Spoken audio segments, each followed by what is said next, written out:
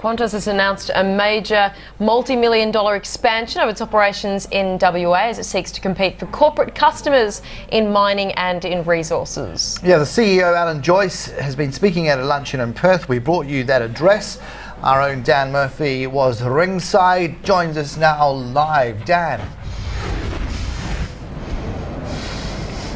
Good afternoon to you both. Well, that's right. The Qantas boss, Alan Joyce, just wrapping up his address that you watched live on Sky News Business earlier this afternoon. Qantas have really used today to announce a series of major spends in WA as the company attempts to bolster its regional market. Of course, Mr Joyce beginning by outlining his sense of what he's saying strengths in the West Australian economy, and that's certainly something that his competitors, aka Virgin, are also noticing.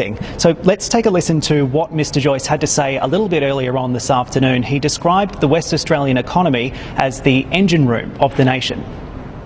Some people are calling for the end of the mining boom, but we at Qantas see a growth of a very high base, and we see that growth still continuing.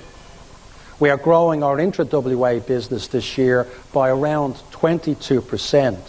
That's after 5 years of 16% growth in this business. And it is largely because of the resource company contracts that we have secured.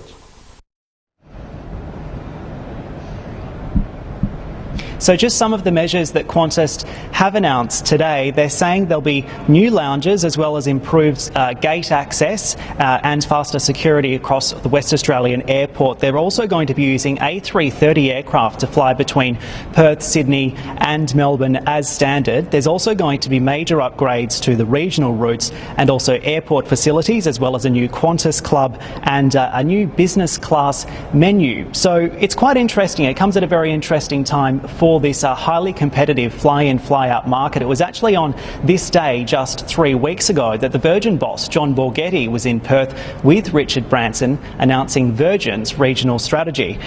So, of course, very, very interesting developments in the West Australian airline market at the moment. But obviously the clear winner out of all of this is the West Australian flying public, indeed the domestic flying public. But it'll be particularly interesting to see how the market reacts maybe in tomorrow's session in light of all of this news. Back to you both.